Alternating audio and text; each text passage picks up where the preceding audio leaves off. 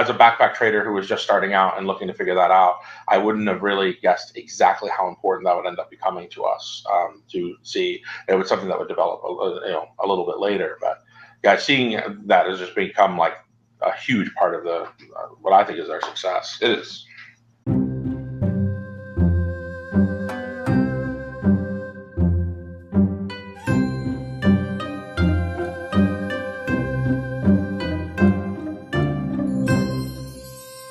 So I was looking on your Facebook page and I saw in 2008 you started the store and you had the plans to start a full service game store, specializing in cards, board games of all types.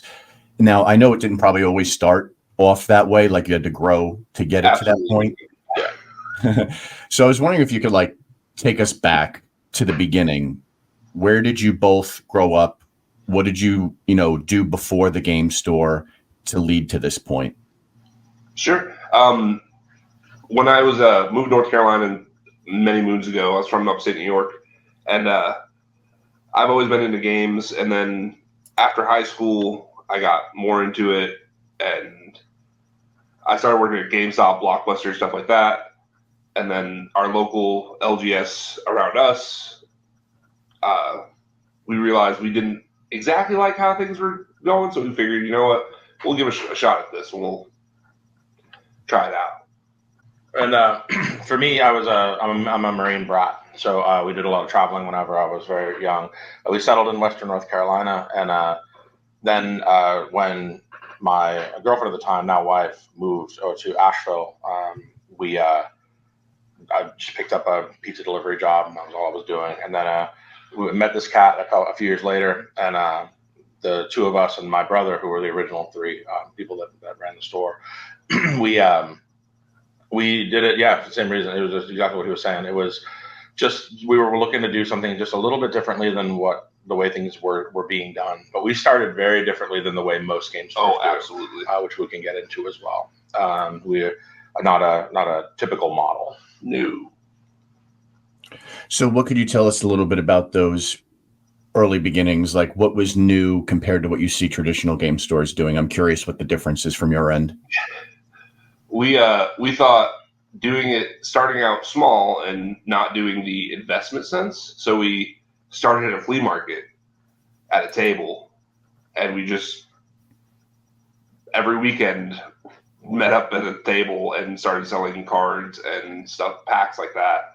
The idea of it wasn't it was supposed to be very community focused, but at the time there wasn't really much of that we could even really offer. We were trying to keep prices reasonable, but while not while being able to exist, and then we slowly kind of grew it, and our community grew with us. Rather than you walking for the first time into a game store that was already a game store established and had an incredibly huge investment, we grew with our community. We were a table at a flea market for about 6 months. We moved into a lockup because I got tired of putting all my stuff into my Ford Taurus at the end of the weekend or end of the day, and then eventually got a lock, and then we moved into a slightly bigger unit, and then we stayed there and increased that and built that out for 10 years. And then in 2018, we finally moved. But the thing that we were doing different, and not really even something we realized we were doing, was that we were growing our community with us, and they were seeing us grow, literally from we're germinating, the very beginning, and then going, which was unusual. But it was an interesting way of going about it. I don't know if I'd recommend it, but it was the way we did it. It worked for us. The story of growing pains is real. Yeah, because everything was a growing pain. Yeah. So. Right. You always have to start from the beginning to get to where you are now. And that's what's so interesting about this industry in general, I found, is you all have a very different story from one game store to the other. So Nugget and Brent, I wanted to find out from you guys with starting the Deck Box, what gave you that itch to start it? Was this something you both would say from when you were young, you had thought about it, or did you stumble into it by accident? Because just to give some context, for me doing this podcast, I kind of stumbled into it by accident. So I'm curious if from your end with the game store, if that just kind of materialized over time. So, for me, it was kind of unique because my 2004, my wife's like, you know what? You can either keep playing cards or sell them all, or you can start making money at it. And I was like, well, I guess we'll give this store thing a shot. I don't have a choice. And for me, I thought I was supposed to have a comic book store. I was going to be a comic book artist and then have a comic book store. That was me at 13.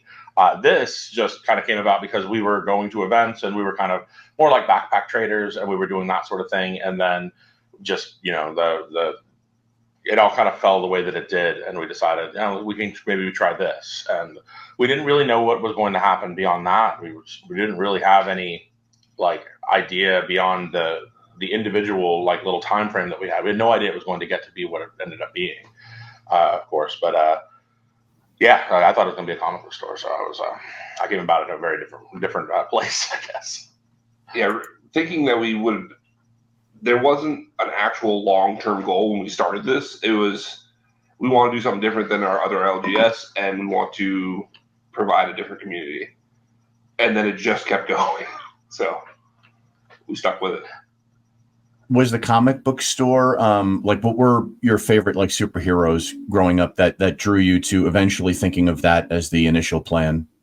I was an X-Men guy, like so I picked up Wolverine and stuff like that in the very, very early days. That's what kind of got me going with that. And then I remember when like the Image stuff started. So like people started paying more attention to creator-owned stuff, and so we were seeing I remember Spawn on the rack, like Spawn #1 on the rack. I remember bought it at the local place in Murphy where I was growing up at the time, and so the Image like creator-owned stuff was like really important. But it was at the good part of that '90s comic boom, not the stuff that would come up later, where you had like ridiculous like gimmicks everywhere that would eventually cause like it to crash. But that's when I had those dreams. By the time we'd gotten to that crazy crash part, I was playing Magic, so it had changed a little bit at that point.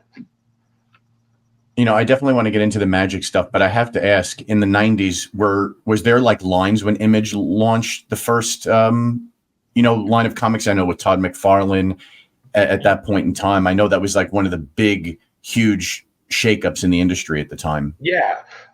It wasn't bad for where we lived. We were in a small town with a pretty good comic book store. It was called Brumby's Booksellers. And the store was fantastic. It was really good. But again, it was a small town. I think even now Murphy only has like maybe 2,000 people in it. It's not a big town at all. There was a healthy community, but it wasn't like overblown. It wasn't like something like what I'd heard that were happening in like the more metro areas. So I was able to buy a copy right off the rack, and it wasn't an issue. But it was fun. It was a fun time to be collecting comics. And for the both of you, I know you mentioned Magic, but what was some of the other games you played? Was Magic just like exclusively for both of you, or did you both have various games you liked playing? Did you start with Magic? I did. Yeah, I did start with Magic. I started with Overpower. I was playing just the comic thing. My cousin and I were playing Overpower. He actually brought those games to us, or to me, and then eventually I picked up Magic, which he was playing and I wasn't interested in, and I picked that up a little later. But yeah, Overpower. A little later, it was like things like Seventh Sea, Dragon Dice, stuff like that. These were all games that we were really interested in. I played Wheel of Time. I'd never read the Wheel of Time books, but I was playing the game. But yeah, the Magic came in '97-ish or something like that, so a little bit later. And then you started with Magic. I started with Magic and Onslaught era, Onslaught 8th edition. Made my worst trade ever, trading a foil Birds of Paradise for a McDonald's meal. Oh, jeez. That's why the name is there. Yes. Yeah, it's stuck since then. Would you say like Magic back then, when you look at it today, and I started playing when Mirrodin was out, and these days, as I'm sure it is similar for you guys too, these days I don't really have the time to play anymore with the podcast being my sole focus. I know you guys with the game store, so I do want to touch on that, but I'm curious, like from both a game store standpoint and from a player standpoint, how do you both feel with the way Magic used to be versus how it's transitioned to more of a casual game with Commander being top of focus? So for me, I was a slow adopter of Commander. Because of the fact that tournament Magic was such a big part of Magic for the longest time. I hadn't played a multiplayer game of Magic, and I can't even think of how long. It never really felt like a multiplayer game to me.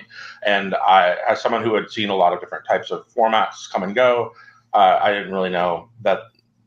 I didn't really kind of understand that at first. I was convinced otherwise to try it, and then realized how wrong I was. But and it's really ideal for a multiplayer format when the rules are set to allow for that. As far as I do miss those tournament days, and I think I miss the kind of camaraderie that comes from the bunches of people getting together and meeting in that way, like the Grand Prix. I know there are still like Magic Fests and stuff, but they feel so much more limited now. They're much fewer. I think they only have like 4 a year, and they're not all in the United States. So there's not a whole lot of opportunities to do that. It used to be the Grand Prix were just all over the place. And we would set schedules and stuff like that with, oh, we're going to be in Indianapolis, or we're going to be in Cleveland, or we're going to go down to Orlando, or things. And we're not going to play. We're going to like trade and like meet up with people and stuff. And that part of it, like that aspect of tournament Magic and stuff, was really, really fun. But that said, we built our store on the strength of EDH and in Commander, and because we had a lot of those cards that weren't tournament staples. Tournament staples sell really fast, but then people are much more reticent to come off of them, so they're a little bit harder to get if you get better percentages on them, things like that. But Commander cards are plentiful. So we had all kinds of Commander cards. It was really easy to build the business on that in 2008 to 2014. And then tournament Magic went the way that it did later on, but I do miss those days sometimes. Big regional pre-releases and stuff like that were really fun as well. Another great example of that. And this is speaking as someone who got to benefit directly from pre-releases going to the store level. Like we started with Rise of the Eldrazi, and it was fantastic. And pre-releases still remain one of our biggest draws. And but I still kind of miss those days of being able to travel out to Raleigh or Atlanta or wherever. Why do you think the pre-releases are such the high popularity that you see them have? I mean, even for myself, I would have to say that those are always my favorite events, even though, like you mentioned, I too enjoy competitive Magic. That's how I got into it. I'm always wondering, though, like when you think of the casual side, the pre-release is still, one-on-one, and there is prizes involved with it, which you have in Commander too, of course. But rather than the camaraderie aspect of a 4-player pod with Commander, pre-release is still the one-on-one aspect. So I wonder, what is the intrigue, and do you think it's just purely the fact that it's new cards? I think it's a wow factor because like you've had all the spoilers, you've seen all the cool things that are coming out, and like everybody wants to get their hands on it, be the one that opens it first, and show it off to the person next to them, and everybody gets to like have that, like it's your birthday and everybody's invited, right? So yeah, definitely, it's just a new, like and no matter how, it's funny to go look back on the last year. And I remember at the beginning of I think it was last year, where I was thinking about sets like Outlaws of Thunder Junction and what Murders of Karloff Manor were going to be and things, and thinking, well, this is going to be really interesting to see. Each one of these things is going to be a Bloomber, another one. It's going to be interesting to see what these things have to show us.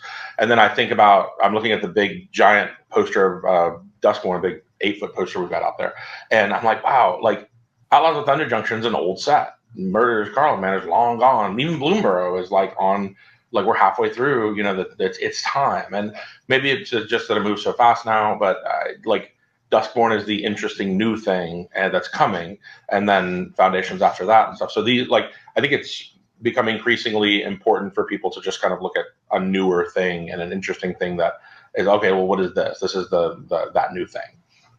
And all that said, I really love Bloomberg. It's a great set.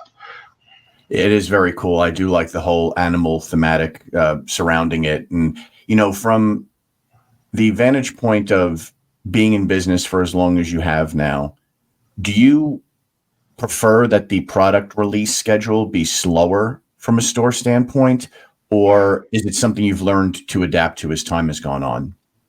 We've definitely adapted to it. I would love for it to be a little slower, but I think that has a lot to do with the fact that we carry something like 12 or 13 different games, so there really isn't a dull moment. Like we have releases for today. I think is released for the new Universes set. Attack on Titan comes out. Last week was the pre-release for that, but then there was there were other sets that were coming. I've lost track Shivering of this Skies for Lorcana. Oh yeah, we had the new Lorcana set came out. We're coming up on, of course, we're coming up on Duskmorn with the new Pokemon set that's going to be releasing soon. There's new Yu-Gi-Oh, there's new Dragon Ball. There's a One Piece set coming. So we do all of those, and so because of that, because we exist in such a saturated world of card games, it would be great for it to slow down a little bit. But yeah, we've adapted. We got used to it. There were some times where it was like, wow, we really need this to slow down. But like, you adjust your releases and realize what the products that are going to be there and not going to be there, and then you don't like getting out of the habit of like trying to order everything I'm going to need for a 2-month period in like one order, and then knowing that you can just restock as needed, because people's needs were changing too. They cleaned that up a lot with the play boosters. When they switched to that, it made it a little easier to order. It was most difficult when we were still stuck on like 4 different types of boosters, play or draft and set, and then themes that turned into jumpstart boosters and then collector boosters. Trying to figure out the right number for all of those things can be tricky. But yeah, it's a little easier now. How is the sales from from your and ever since they lowered the number of SKUs and they got rid of the draft booster, how has that been? Great. The fact that we can just focus it on one thing. I don't remember the first set that ran with play or with draft and set, but I remember we were so used to just ordering a ton of draft boosters because set boosters weren't a thing. And then when the first round of that came out, I remember thinking that set boosters were going to eventually take over because these were a better quality of booster, but people like drafting, so you had to be able to do that too. So I think we ordered like half and half at the time, or maybe it was lower on set, higher on draft at the time, because that's what we were used to. And then burned through all the set boosters, couldn't get any more, and then we're stuck on draft boosters that nobody wanted because they didn't have the foils, they didn't have the extra stuff, list cards and stuff like that. So yeah, we simplifying it and basically giving us the best of both worlds. Which every time we did a survey, we mentioned that we said, hey, you should combine these two, draft and set boosters. Make set boosters draftable, and you're going to make things a lot easier on everybody. And I don't want to say that they took the advice because of us specifically, but it's noteworthy. Yeah, absolutely. that they eventually did adopt that, and I just really appreciate the fact that they did it. It just makes it a lot easier to order. We can just put all of our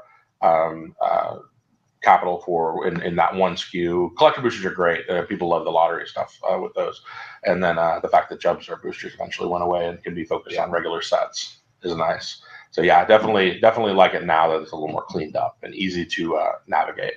It's easier to advertise, and like I do a lot of the selling to an individual, and having less options is actually better for this game because it's easier to point a person to what they want.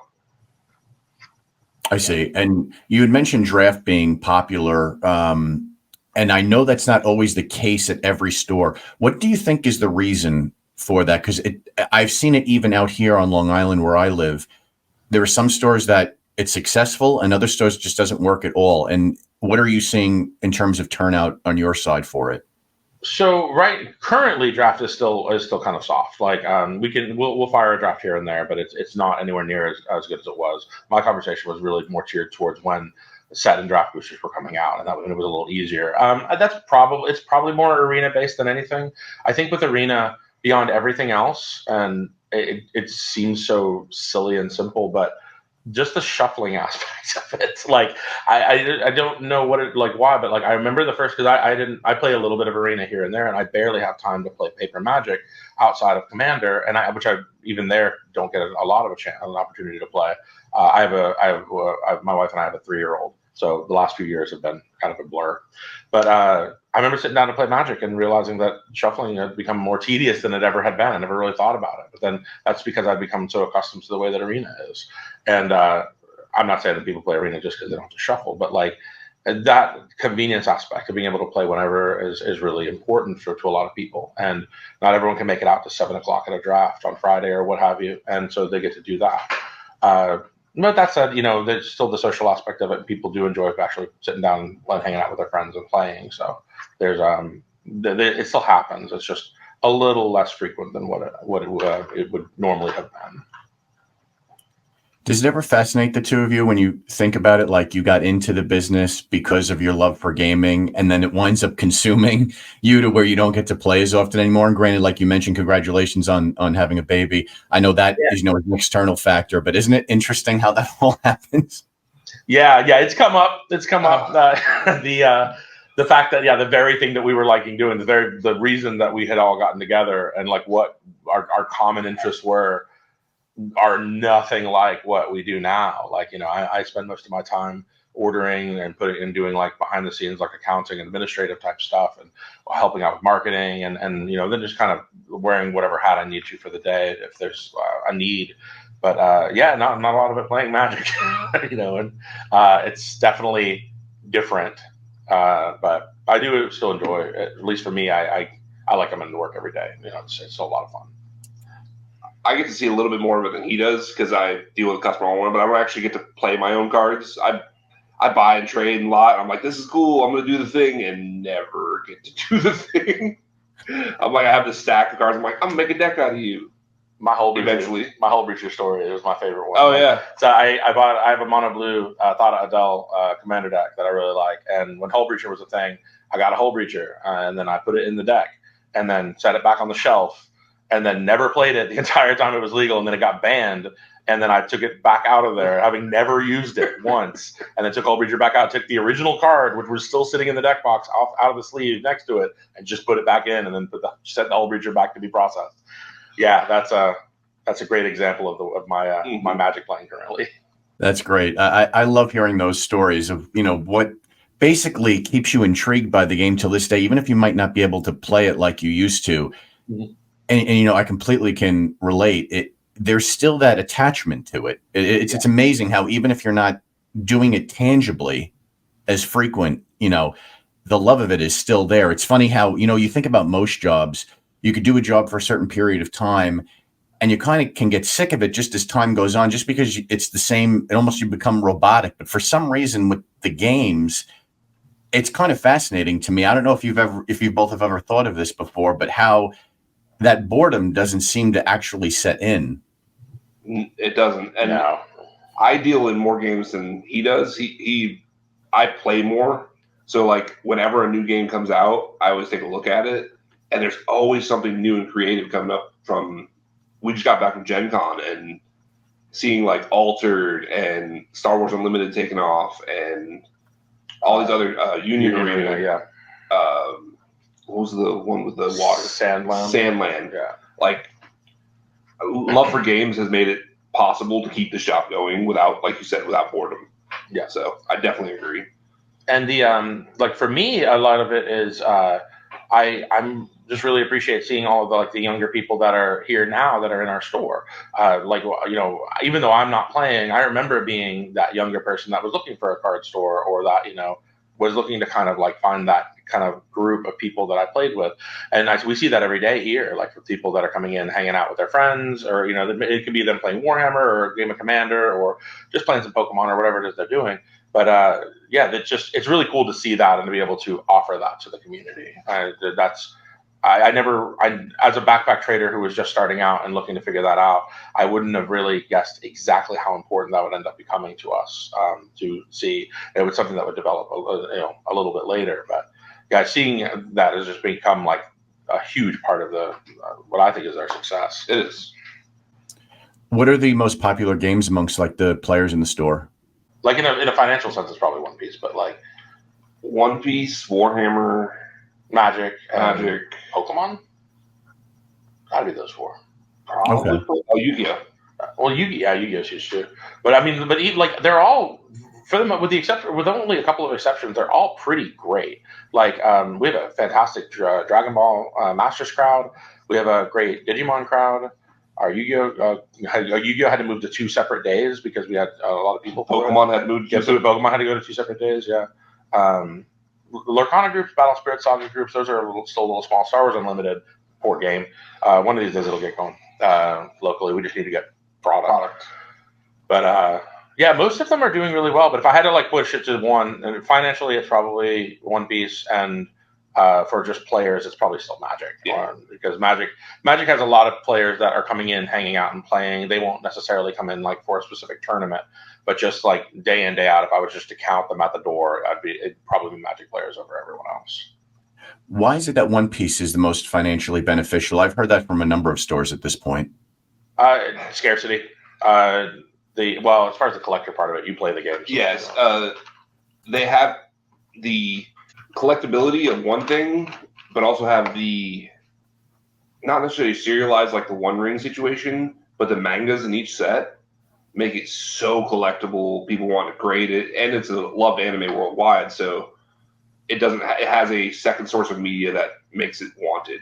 Yeah, so there's a lot of like built-in kind of advertising for the game, and the game's not bad. It plays fun. It's easy to understand, so a lot of people can get into it, and it's pretty. Bandai knocks it out of the park with pretty cards, and I am addicted to shiny cardboard. Always have been. Always will be. It's a problem, and they know that, so they just make pretty cards, and I have to buy them. How many employees are you guys employing at the store to help run the operation? I mean, you have so many games available, so I would imagine that would take a pretty large staff, or, is it completely the opposite of what I'm thinking? So there's 3 owners total. Sarah couldn't be here today. She's got in addition to being a part owner here, she also has her own business and is getting ready for Dragon Con. So she's basically sequestered in her studio, getting everything ready for that in a couple of weeks down in Atlanta. So she wanted to be here, but she's like, I really just can't. I can't take the time. But it's the 3 of us, and then it is 8 employees. 7 of them are full-time. 1 is part-time. We tried getting them to full-time, but they've got a second job, and they wanted to stay on part-time. But yeah, everyone else is full-time, and with Sarah, it's 11 of us total. Yeah. And how do you distribute the responsibilities throughout? For them or for us?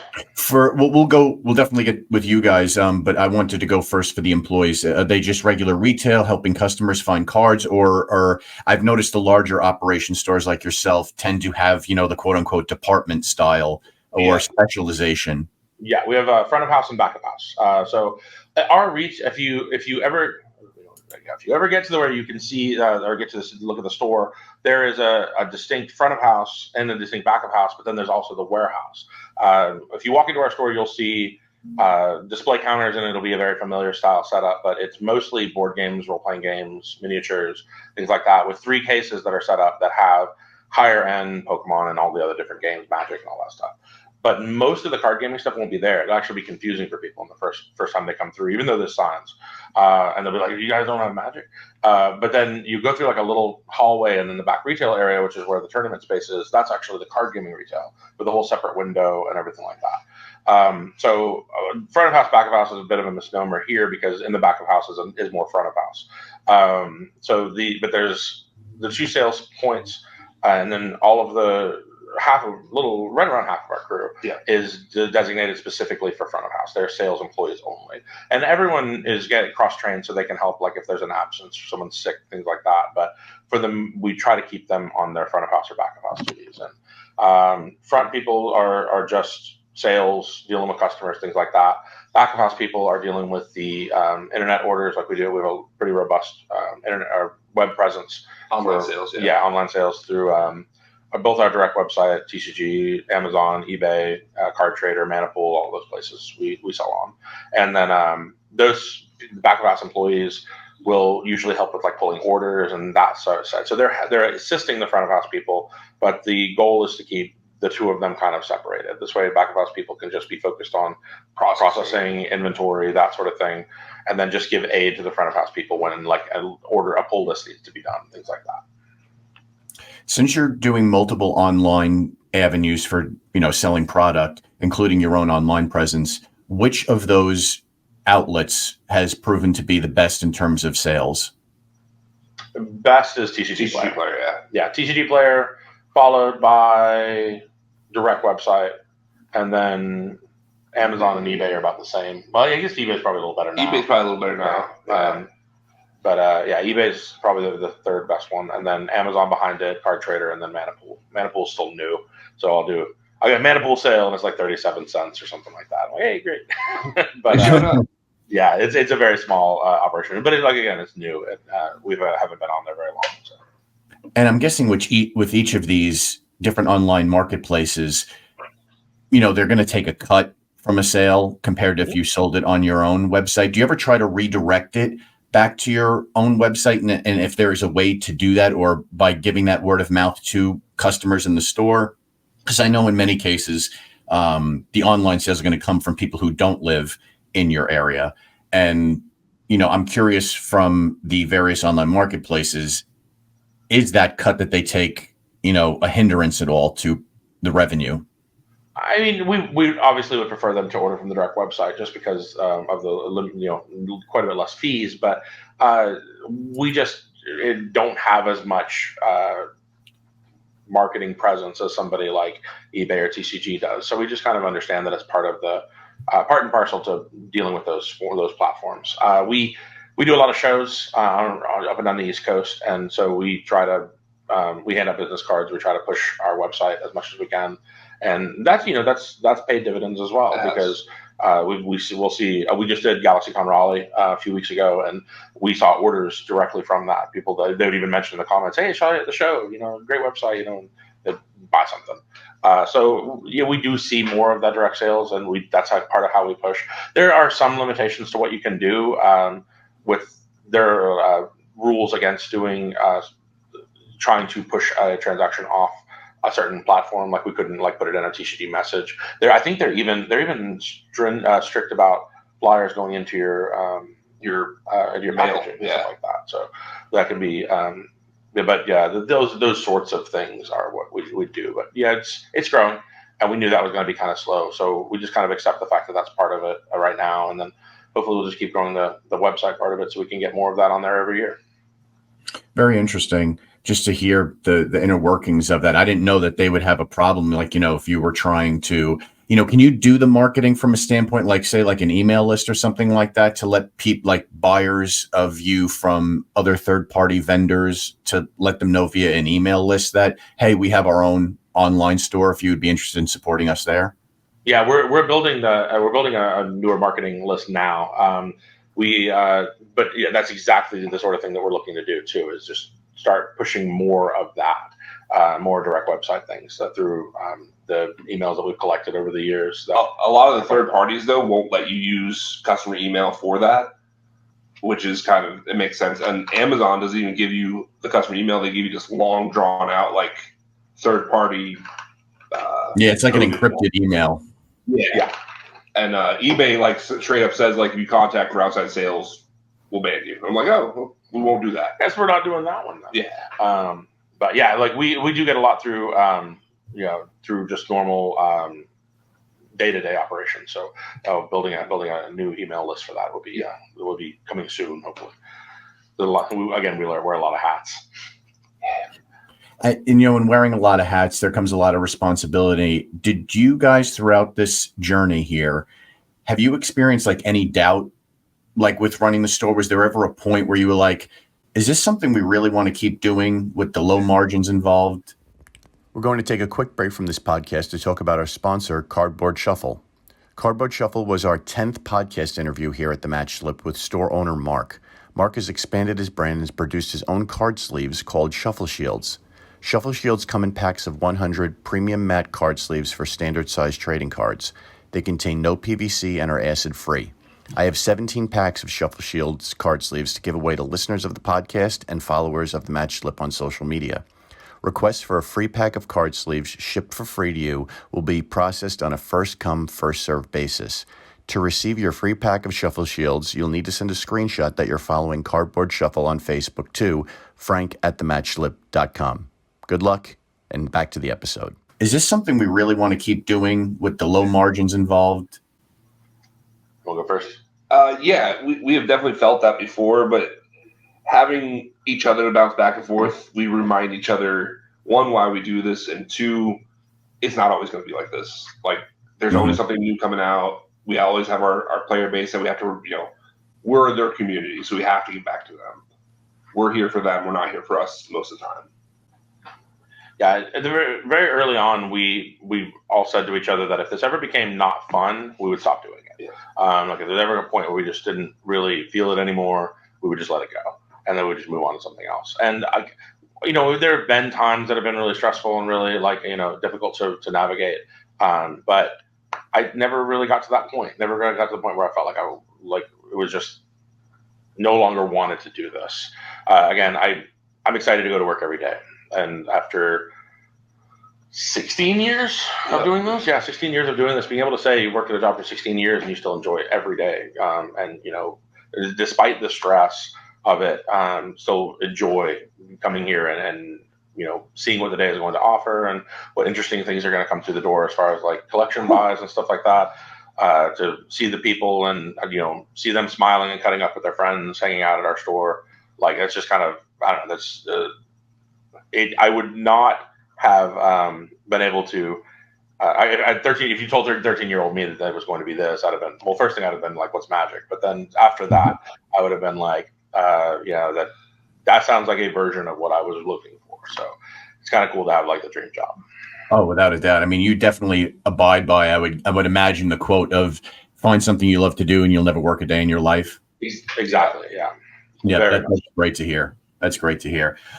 What are the difficulties, though, that you would say from your own standpoint? I'm not going to, bring in other stores as an example. I'm sure you have some similarities, but I want to hear specifically for the size of the operation you're running. What are the difficulties in, managing a business of this size? I have a huge one for this. We deal with so many online retailers that when a customer comes in asking for a thing, most of the higher end stuff they ask for, sometimes it just goes so fast. Like we'll get the stuff in, but it just immediately turns around and sells, and we just can't always have the high end thing for the people. The mid to low stuff we can usually hold on to, but I hate that little disappointment when people come in like, "Hey, do you have subtlety?" And I'm like, "No, we sold on TCG Player 5 seconds ago," and they're like, "Oh." Yeah, it's tricky to have to be at a level where we have a decent amount of things that are coming in at any given point, but not so many of those copies of those things that we could like feasibly separate them into different like areas. It'd be great to get 20 Wooded Foothills so that I could say 4 of them stay in the store and 4 of them go onto our or 10 and 10 or something like that. But the reality was like maybe 4 come in at a time, and then we put them online and they immediately sell on TCG Player or they sell really, really well. And this is with us thinking that we're pricing them well above the market because we know how fast these things can sell. And I think that is at least in part because we have a really good track record on the online stores, particularly TCG Player. We're over 300,000 sales and we have 100% feedback. And like, I feel like we've done really, really well on there, and I'm really happy and really proud of what we've done there. I think at least in part, some of that is like, even though we're well over the market, we're on the direct program, but we're not the lowest direct or whatever, it still sells really fast. But then somebody will come in and finding out that they get a ping on their wish list for a Wooded Foothills or something, and then they come in for it and it's gone. I'm like, well, that's less fun, but that's an argument for pushing it to the website. You see that ping come in, you better buy it right then. Don't get in your car and drive down here, buy it, and then you can just pick it up once it's done.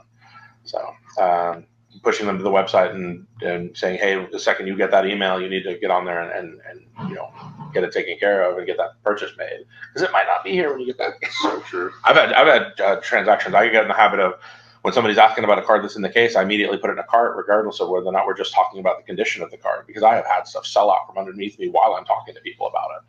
And like I look, I'm like, yeah, it's available. It's this card right here. And then I go to add it to the cart later, 2 minutes later, after they've decided, yes, I want it. And it left while I was talking to them.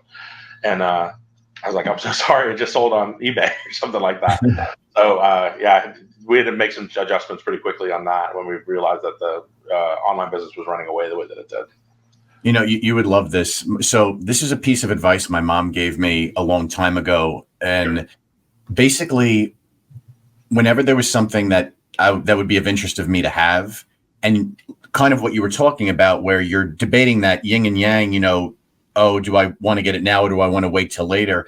She would always say to me, if you wait, there's a chance it might not be there. So now I never like hesitate. Like if it's something I know I want and I can afford to do it, I'm not gonna even contemplate it. I'm just gonna do it. Yep. Yeah, exactly. It's just it's really good good thing to live by, honestly. Like, but yeah, there's a lot of customers that would have been less frustrated. Oh, so much. They live by that. Yeah. But what do you think it is about the North Carolina area that is, so ingrained with so many Magic players and gamers? Like I've noticed, like, because I've had the pleasure of interviewing a number of stores thus far from North Carolina in particular, and I'm sure you all know each other because seems to be close proximity. I'm curious what it is about the North Carolina area that seems to have such a large player base. I know other states have it as well, but there's something I've noticed with North Carolina that just seems to be a little different. One, all of our stores get along, which is not normal for other areas. Like we all like, oh, we don't have it, but they might have it. So we send them to the other store and they're like, that doesn't happen in other areas. They're like teeth and fangs. Yeah, it could be a little more cutthroat about it. But as far as the flavor, I think boredom. I think, and this is speaking as someone who grew up in Murphy, North Carolina, and we went a lot to do. But I think that even in a place here, like we're in Fletcher, which is just outside of Asheville, but I think that kind of like idea, there's plenty of stuff to do, but there's not a lot compared to like other more metropolitan areas. And I'd be interested in hearing how that question is answered in Charlotte, where a big urban center that has a lot of stores and a lot of things for people to do. But I think that a lot of these people just they just found that because that was just as good a thing as any of the other things they could have fell into. There was just seemed to be a higher number of people that were like, I'll just stay indoors and play cards. I'll do that instead. And being in the South, you also have this it's a place where you can get your nerd on. Like a lot of people who love comics, stuff like that, they don't have a whole lot of outlets in the South nowadays. So they're like, oh, there's a store for that. Let's go do that. Yeah, there's also the heat and the humidity because it's the South. So like indoor things. Yeah. Indoor sounds great. Do you guys find that word of mouth, like to get the name out about the store, is a challenge? I mean, 16 years in business. I mean, you obviously, and it's good to see you guys are doing well. But obviously, any business is always trying to grow. So do you ever find getting the name out about the store? I know you mentioned Gen Con. We could talk about that as one avenue that you use to get the name out. We do. We try to communicate with everybody. Every show we go to, our primary thing is getting our name out to people, not sales. So giving out business cards, letting them know where we exist. So it's been a challenge, but the fact that we do different Comic-Cons, go to shows, is a big part in why we get our name out. I think one of the interesting things about having done this for as long as we have is we got to see the paradigm kind of shift on it, where I remember in the early days particularly being at a flea market in a spot that it was on a main road, but it wasn't really we had a sign facing the road, but we didn't do a whole lot of other advertising. And I remember it always seemed to work out for us because in those days, places that did cards and games were destination places. I would, for example, I would go to a new town and I would immediately go into Google and look to see where the card stores were. And so it didn't really matter where you were, I was going to find you. And it would be in a warehouse in the middle of nowhere, oh, there's a game store right there. And in those early days that we benefited greatly from that because people were looking for where the game store was. So make sure you're on your store locators and stuff like that, and they will come to you. That's not like that anymore, but it was interesting to see that shift to that. So now we use actual marketing. We've used billboards and social advertising, print marketing and stuff like that. We use a lot of different things now to do that. But word of mouth was pretty much the only way we did it in the early days because, one, we couldn't afford anything else, and then two, with those kind of places being destinations, it wasn't as necessary to do. Nowadays, you definitely need to, and we do quite a bit of that. That's good to hear. And so from a day-to-day then standpoint for the two of you, who handles the marketing or any other aspect of the business that you want to get into to separate who does what? Yeah, that would be me. We have in the past employed people to do marketing. We're we're probably going to bring in another person to kind of help out because I've got so much stuff that's on my plate right now. But currently, I'm doing most of the marketing stuff. Is it with how much you have on your plate? Like, does it wear you down ever? Because I know you said you love doing it, but I'm wondering, with somebody who loves doing what they do so much for as long as you have, which again is fantastic to hear. Yeah. How do you handle the days that are the days that aren't going so good? Well, I used to have hair, so there's that. But I mean, yeah, it does wear you down. There's a lot to it. It can be frustrating, just like any other job can. That was something that we were trying to explain to employees, like new hires and stuff like that as well. Not quite so much the stress aspects of it, but like the fact that it's a job, just like any other job is. And people get excited about the idea that I'm working in a game store, and then we sit them down with a 1,000-count box of Yu-Gi-Oh, a game they don't play, and we go, hey, you need to alphabetize this. And they learn pretty quickly that it's just a job just like anything else. There's going to be tasks that are just not fun to do and stuff like that. But on our side of it, yeah, I just try to step away from it periodically whenever I can to just kind of I get in my car and just go get food, take a break, grab something to eat, and then come back to it with a little bit of time passed, and then whatever the task is, just get that taken care of, and just try to manage it as best as possible. But yeah, it can definitely be stressful. It's the recognizing, though, you're at the end of the day still doing something you love, so that the days that are bad, tomorrow can be another good day, even if one day didn't go, as well as you had expected it to. Exactly. Yeah. Ultimately, it's not. It never piles up enough that it's like overwhelming or anything like that. It's very manageable in the long term. And the amount of silver linings we have dealing with this stuff, it helps out. Like, you're like, oh, this was really tough, but that's done, and now we have this. So yeah, that makes a lot of sense. Like that, so absolutely. And so, what have been one of the success stories that you've had that something that you may have been working on for a while, may have hit a bump in the road here and there, but that you finally saw to fruition, like a project that you guys are working on for the store that you've seen come to fruition? Is the middle store? The middle store. It's the middle store. Yeah. Okay. So to tell a very brief version of this story, we knew we were growing too big for the store that we were in when we were at the flea market. It was about 1,100 square feet, I think. Yeah. Something like that. It was pretty small. We'd built the bathroom there because there was no bathroom, things like that. And but we knew we were outgrowing it, and so we convinced the people that ran the market to let us rent this 3-bay location that was there around the corner. That was more like, it was something like a little over 2,000 square feet. It was like 2,200 square feet, 2,500 square feet. It was much bigger. And so we were building that out. We did everything. We hired in people to do we learned how to do sheetrock. Yeah, we learned how to do sheetrock. We did insulation. We were doing the lighting. We were taking care of every aspect of it. And we were a pretty long ways into it. We were getting air conditioning units installed and stuff like that. And I drove by this location with Chat Up for Rent sign, and then I drove up and just kind of on a lark, really, and looked at it. And then the lady who's the property manager saw me looking at it and asked me if I'd like to take a look. And I was like, I'm not going to be able to afford this. I've got this other place that we're working on. And so I was like, well, you know what? I'm here. Well, sure, I'll take a look at it. And the place was absolutely massive. It was everything that we could ever have hoped for. And then we were like, well, we're not going to be able to do this. It's a, it's a pipe dream. Like, I need to stay in my lane and keep working on the thing we're working on. But then I figured I'd already gotten this far. So I was like, well, you know what? Just out of curiosity, how much is it? And the price for the place was the exact same price we were getting ready to spend for the two, or that we were currently spending rather, for the 2 locations that we had. The place that we were already existing in the corner, and the place that we were building out, which we were able to do month to month because we were building that place out and paying rent on both of them. And I was like, hang on, this is done.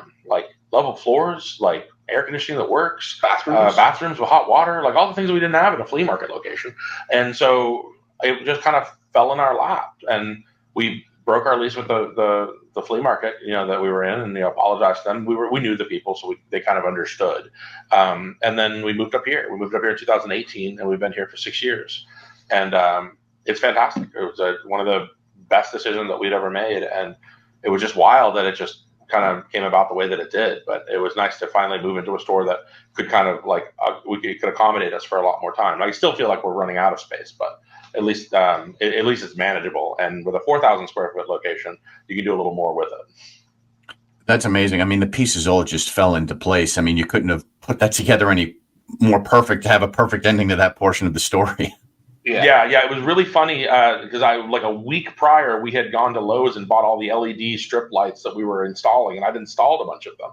And so it was really hilarious, like during the course of the week following that, after I basically said, yeah, we're going to rent this place, to climb back up on that ladder and take all of those lights down and then bring them back to Lowe's and say, hey, turns out I don't need these. And, it was just it was a weird week, but it made for a funny story, and yeah, like I said, we love being in the place we're at now. Yes. I love it. That's great. So now we get to the point now, you're a full service game store. What are your takeaways from 16 plus years in business? This episode of The Match Slip is sponsored by Crash CityCon, Roanoke, Virginia's premier gaming and fan convention. It's tabletop gaming at its best, in addition to role-playing games, board games. There are vendors and so much more.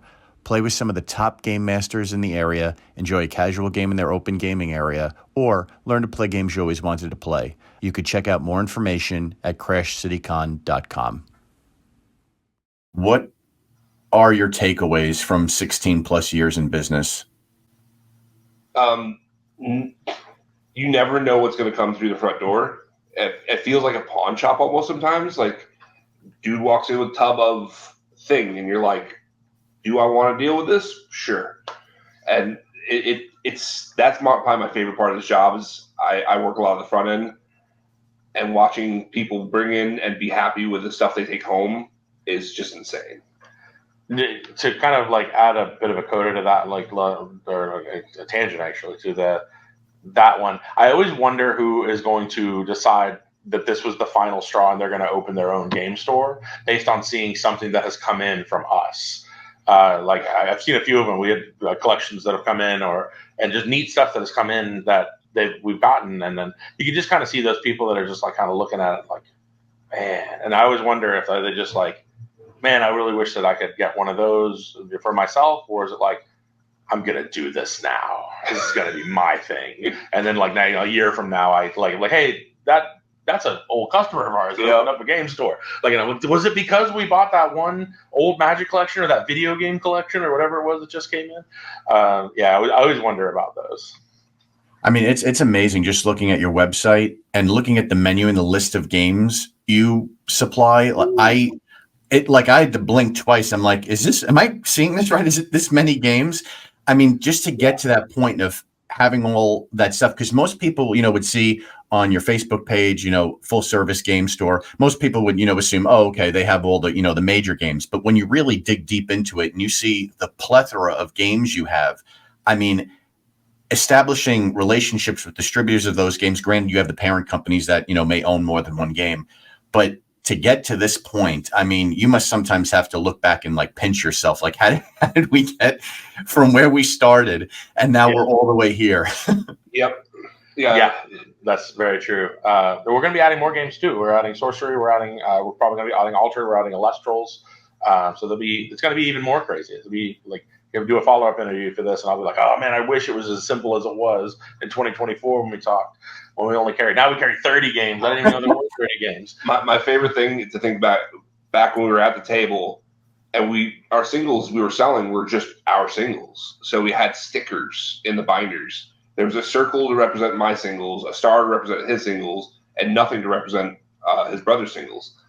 And that's how we like distributed who sold what and tried to reinvest. And then I look at that now, I'm like, I think that used to be mine. I don't know where that. Yeah, these things. When did we get these in? And it's insane. Yeah. How are you guys like keeping track of all those products? Like, do you have like a system down at this point? I would imagine you have some type of system that you've built over time. Back then we did, but now everything is just the stores, and like it's a separate entity from us. But yeah, we just get paid from the store. So we don't have to worry about that anymore. But yeah, there was a time where we had to kind of unify everyone's inventory because it was just getting getting unmanageable, basically. I think for a brief period of time, like Nick, my brother, he would like run the sleeves or something. He was the one who did all the sleeve restocks and stuff. So we had to kind of like separate it out for a bit, and then we just realized this wasn't going to work, and we just kind of all agreed to pool in together to make the store, and then we would just work the store. And you even made an emphasis too about your dice supply. So I wondered if you could talk a little bit about that, because I know from one store I've spoken to in the past mentioned that because of the margins you can make on the dice, that's one of the most important like revenue generators for a store. And I'm guessing, is that a portion of the reason why you have a large dice collection, or was that one of those distinguishing factors you wanted to use as a way to differentiate yourself?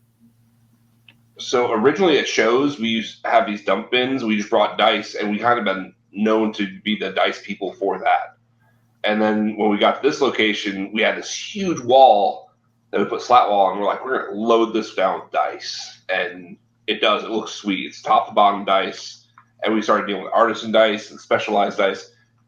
It's just pretty. It's shiny math rocks. Yeah, it kind of like follows up with the your comment about liking shiny things. Yep. Because like people like dice. Like they like the dice goblins of the world. They you can never have too many of them. And we realized pretty quickly that was something that was always like when people walk in, they'll immediately gravitate towards one of the the glass shelves that we have flanking the entryway. They will immediately they never look at the Pokemon one to the right of them. They always look to the dice one on their left, and then that leads them right over to that dice wall. And then that's kind of where they'll hang out. I don't even really get to engage them because they're on the other side of the room. And then eventually they'll work their way this way, and I can say hey and see if they need anything and stuff like that. But yeah, I'd say probably half of them, just like if they aren't already like I'm going back here to sell cards to us or to trade or pick up an order or whatever, they just kind of like gravitate right there towards the dice immediately, and then they kind of actually enter the gaming area itself, and we can talk and stuff. So it's just proof positive how important dice are to everyone here. It doesn't really seem to matter what you play either, which is nice. You just need dice. Yeah, lots of you need dice for everything. Yeah. That's cool. And you were kind of going into my next question and like describing the store a little bit. If you can kind of give us a little bit more of that virtual tour feel of what the store is like for somebody walking in. So I think the thing that's most interesting about it is that because of the way that it's set up, when you walk in, like I said, you see a game store, but it doesn't really look like much. The ceilings are really high. They're like something like 15 or 18 foot ceilings, but it doesn't look like a lot because there's a wall almost immediately. Like, you got a room and then wall, and then there's a door, and if you're not looking through that door, you won't necessarily see anything. It looks like a very small store. And then when, there's a lot of confusion there. And then once they look through and they see the back area where the back retail, the warehouse, all that stuff is in the tournament space, and you get a sense of how big the store is. The joke I've always used in it was this thing. First thing I thought when I saw the place was that it's like an airplane hangar, because that's what it really feels like. A warehouse space with 18-foot ceilings. That's like probably 30 feet wide, 40 feet wide, something like that. I don't know, but it just has a hangar feel to it, except it's got a wall that bisects it, and so people are quite impressed with the space particularly once they go through that and they see the tournament area and the card gaming area, and they go, "Wow, this place is huge." We did the same thing. We were unaware how big the location was. And I'm sure at this point now, having that big of a space has paid its dividends for you guys to, allowing more products over time to be added. Yeah. The like right now we're in the store. We're in the private room of the store. So being able to host a D&D group here in this room while also running Pokemon on one side of the room and Warhammer on the other side of the room, and having retail that is completely unaffected by any of that. Like retail can shop without having to worry about being, running into people. Like particularly the front of house. The front of house of the store doesn't have any tables in it, so there's nobody playing games up there. It's just retail. So the back of house where the card gaming is, there's a little bit of overlap. But I've been into countless amounts of game stores that they're in the same room. So you've got, whenever a big tournament's going on, it's really crowded. It's shuffling around. Yeah, I'm trying to figure out how to make it work. So I need to get over here to where this thing is, but there's this tournament going on, and I don't want to bother these people, but I got to figure out how to get over here. That was something that we felt we really benefited from, not having to worry about that. Now, that said, we've got a big CEDH tournament tomorrow, so that's going to probably take up most of the back room. So yeah, I'm going to eat my words, I know, tomorrow. But it's nice to have. It's nice to be able to host multiple events comfortably. And being able to do that is, I think, a big part of why being able to do multiple games has been so easy for us. Because we have a lot of times we can put them on and we can run a few. Easy. Yeah. Easy comparatively, sure. Yes. But yeah. But being able to run like a One Piece event alongside a Magic draft, alongside True. a bunch of Commander events or something like that, and not have it feel like it's completely taken over the room and nobody can sit down is you have that flexibility. Yeah, exactly. So I wanted to play this game with you both real quick since you both play Magic, and I wanted to see if there's some similarities between how you both feel on this or any differences. So with Magic, one of the most, things you hear talked about a lot is people wanting bans versus unbans. So I wanted to name 3 Magic cards to you both, and I wanted to see if you feel it should be banned or unbanned. It's currently banned, so we'll say if you think it should be unbanned or not. It's some of the ones I hear talked about the most. One of them is Splinter Twin. The other is Mox Opal, which is probably one of my favorites. And then the other is Faithless Looting. And I'm coming from this from a modern perspective. That's my favorite format. So I wanted to get your take on what you think of those cards. And since they currently are banned right now, and whether or not you think they could be unbanned today. This is more of a you question than a me question, but I'll answer them too. Splinter Twin could be unbanned easily. The format is way faster. There's way more interaction. Grief exists. Like, there's too much look at your opponent's hand, take a thing, or kill the thing you're about to Splinter Twin, and it's 4 mana. Like, it can easily come off. Mox Opal needs to stay where it is and just chill. There's too many artifacts that are free now, and we don't need that running around. Ruby Storm's already doing good enough. Faithless Looting, there's a lot of graveyard hate now. It could probably be tested, but that's probably the one I'm more 50-50 on. Like, it would probably be an issue to start out because everybody would be playing it. But once you have the sideboard against it, more Rest in Peace, more Surgical Extraction, stuff like that, it would probably be okay. But there's also a lot of graveyard decks that just would love to have it back. So that one I'm not sure on. So my answer was going to be Splinter Twin probably should stay banned because I remember when it was a problem, but I wasn't thinking about the things that came in later. Mox Opal definitely needs to stay banned, and Faithless Looting was banned. So, what's funny is I actually am of the belief too. Like Splinter Twin, I would unban. Mox Opal, I would keep banned, and I can't tell you how painful that is for me to say because Mirrodin Block was my favorite set of all time. The Affinity deck is my favorite deck of all time, and it pains me to even say it, but I can't be biased with it. I know it needs to stay banned, and yeah, Faithless Looting, I've kind of felt very similar about the half and half with that. It's one of those interesting cards. So close, like it would probably be okay, but Atraxa being there is just an issue. And we don't need an easy way to put Atraxa in the graveyard. Right, exactly. Yeah. He doesn't keep up on current Magic, so.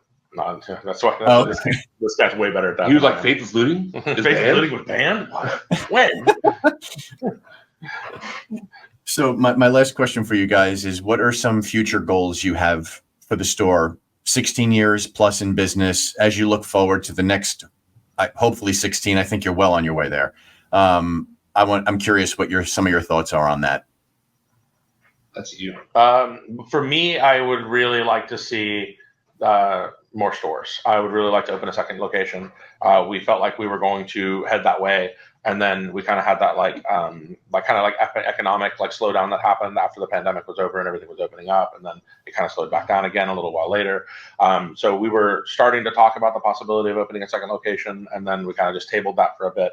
But now we're getting back into starting to eventually talk about that. It'll still be a little while, but I think that's going to be a really big goal for me to see realized, is when we finally get to kind of cut the ribbon on a second store. At some point, I would really like to do that. I'm sure it'll happen for you. I mean, I really like seeing everything you're doing. Really like hearing the whole story of how this store came to be. I love the name too. I mean, you couldn't have come up with it. It's a simple name, but so effective. When did that name come about? Did that come out early in the process, or did that develop? Like, did you have to change a name at some point in time, or did you always know that's what you wanted to call it? I'm never going to be able to escape the story. Nope, not at all. All right. So My brother Nick, he is the one that came up with the deck box. I wanted to name the store something, well, that ended up in hindsight being incredibly stupid. I was going to call it. If you were playing Magic in the Warwind days, there was a card called Game Trail Changeling. Game Trail Changeling, and we always called it Jelly Moose. And I thought that was a hilarious name for it because it looks like a jelly moose.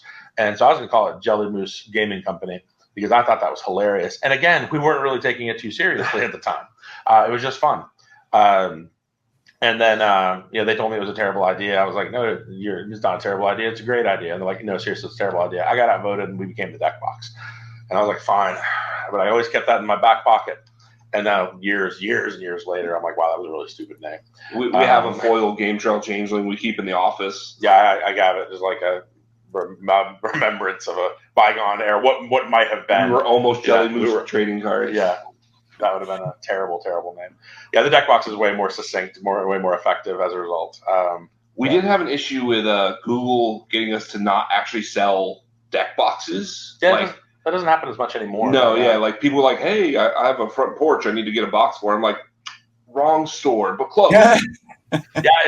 We'll still occasionally get like flyers or like catalogs from like deck screws places and places that make like do lumber and things like that. And I feel like, what is? Oh, deck box, right? Yeah, no, not that kind of deck. But well, at least you've been able to clarify it with people over time. Right, I hope it's a lot less. Yes, it does. It's very, very few now. That's good. So where can people follow you guys online, or however you would like them to get in touch with you if they're interested in connecting with the store, buying from the store? Yeah, so for direct purchases, www.thedeckbox.com. We're kind of early adopters when it comes to that, so we try to just get the name. We're on Facebook, we're on Instagram, we're on Discord. For purchasing, you can purchase stuff on TCG Player, Amazon, eBay. And then if you're not tech savvy, you can call us. Yeah. We'll walk us through it. You can pick up orders, things like that are a thing for a lot of people that are either passing through or in the area. And we have a Pinterest. I don't know why, but we do. I've never used it. We're kind of all over the place. We've got a bunch of different. Our mainstream social though are definitely Instagram and Facebook. Yep. That's where we do a lot of our most advertising. Yeah, and then if you're part of one of the local communities, we recommend hopping on one of the Discords as well, specifically because of the fact that a lot of our advertisements specifically tailored to those communities will be posted there first. But yeah, Facebook, Instagram, and then if you're wanting to order, thedeckbox.com. Awesome. Well, thank you guys very much for coming on the show. I really appreciate it. And it's my pleasure. It was a very fun conversation. Enjoyed having you guys on. I appreciate it, Brett. Thank you.